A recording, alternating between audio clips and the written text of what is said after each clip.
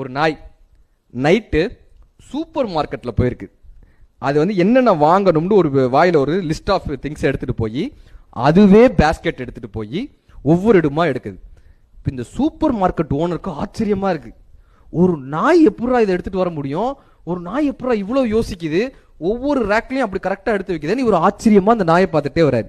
அது அப்படியே அந்த வாயில கவிட்டு எல்லா திங்ஸையும் எடுத்துட்டு வந்து கரெக்டா வச்சு கார்டு கொடுத்து பேமெண்ட் பண்ணுது. காலை வச்சு நம்பர்லாம் அமுக்குது.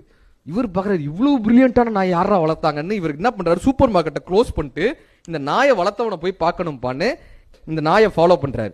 இந்த நாய் என்ன பண்ணுது, கரெக்டா போய் சிக்னல் போட்டோன்னே ரோட கிராஸ் பண்ணுது. பல நாய் சிக்னலை மதிக்கவே மதிக்காது.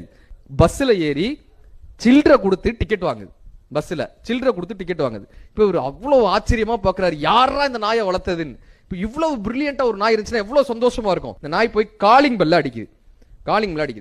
கதவை திறந்துட்டு ஒருத்தர் வர்றாரு. வந்து அந்த நாயை சொத்துன்னு மண்டையில் அடிச்சாரு. இப்போ இவர் கேட்டார், எப்ப அந்த நாய் எவ்வளவு பிரில்லியன்ட், எப்படி வருது, அதை ஏன் அடிக்கிறேன்? இல்ல, எப்பயுமே வெளியே போறப்ப சாவி எடுத்துட்டு போன்னு இதுக்கு 10 தடவை சொல்லியிருக்கேன். நான் தூங்கும் போது வந்து காலிங் பெல் அடிக்குது, இந்த நாய்க்கு அறிவு இருக்காருன்னா.